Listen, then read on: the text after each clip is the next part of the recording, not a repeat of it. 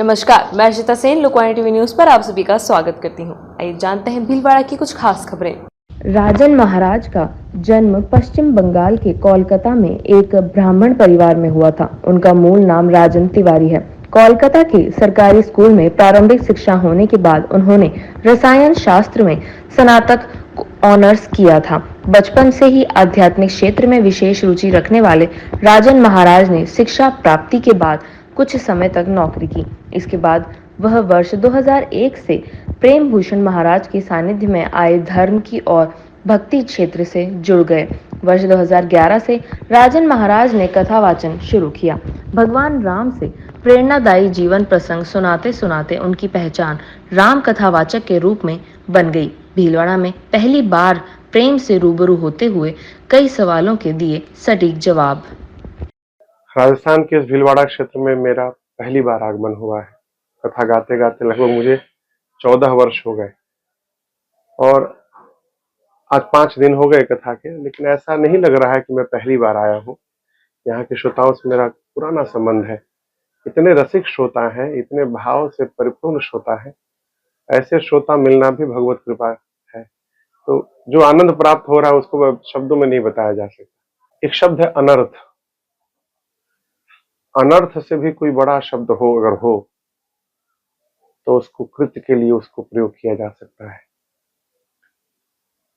सबसे पहले तो आपके इस चैनल के माध्यम से जितने लोग देख रहे हैं, सुन रहे हैं, सरकार से प्रार्थना है, सनातन जगत के जितने अनुयायी हैं उनकी, कि हमारे जो श्रद्धा के केंद्र हैं, हमारे जो धर्म स्थल है, जितने भी तीर्थ स्थल हैं, उन तीर्थ स्थलों की व्यवस्था में उन्हीं लोगों को लगाया जाए जिनकी उस तीर्थ में, उस श्रद्धा स्थल में श्रद्धा है। जो सनातन से इतर लोग हैं, अब वो तो जीव है, उनको यदि व्यवस्था में लगाएंगे तो जो एक सनातनी की वहां पर श्रद्धा होगी वो उनकी नहीं हो सकती। वो ड्यूटी करेंगे, जॉब करेंगे, जो भी करें।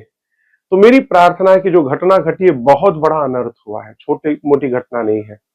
वो प्रसाद न जाने कितने अनंत सनातनियों के मुख में गया होगा, जो जीवन में कभी भी भूल कर भी कभी कुछ गलत पदार्थ मुख में न डाला हो, और प्रसाद के नाम पर यदि उसके मुख में चला जाए तो इससे बड़ा धोखा, जघन्य अपराध दूसरा कोई नहीं हो सकता है। सनातन संस्कृति बोर्ड बने तो अभी सरकार के ऊपर है, बोर्ड बने तो उसमें व्यवस्थित लोगों को रखा जाए और उसका एक मानदंड ठीक से निर्धारित हो और फिर उसका प्रभाव भारत के समस्त तीर्थ स्थलों पर हो।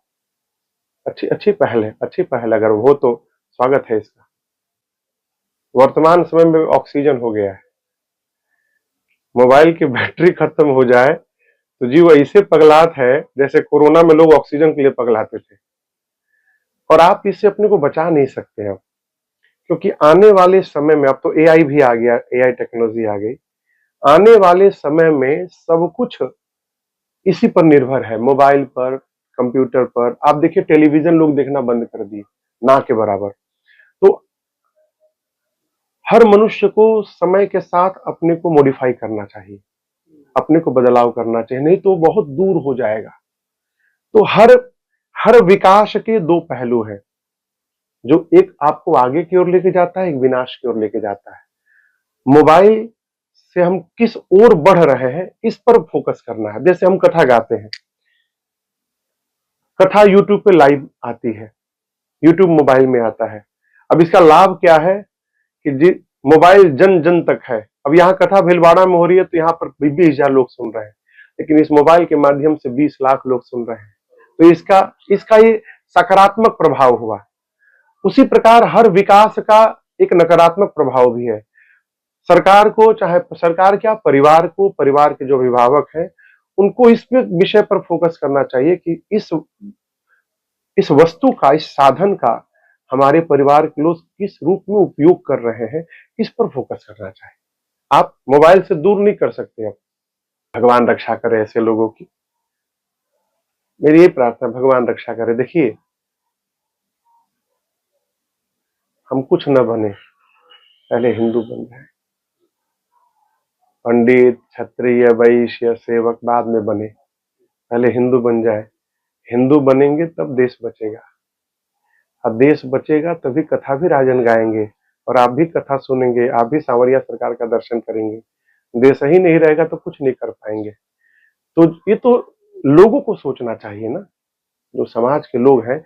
हमारा कहना है कि जिसको भड़काया जा रहा है वो भी तो जीव अन्न खाता है, उसका अपना विवेक नहीं है। क्षणिक स्वार्थ के लिए अपने संस्कार का तिरोहित कर देना, त्याग कर देना, इससे बड़ी मूर्खता दूसरी कुछ नहीं हो सकती।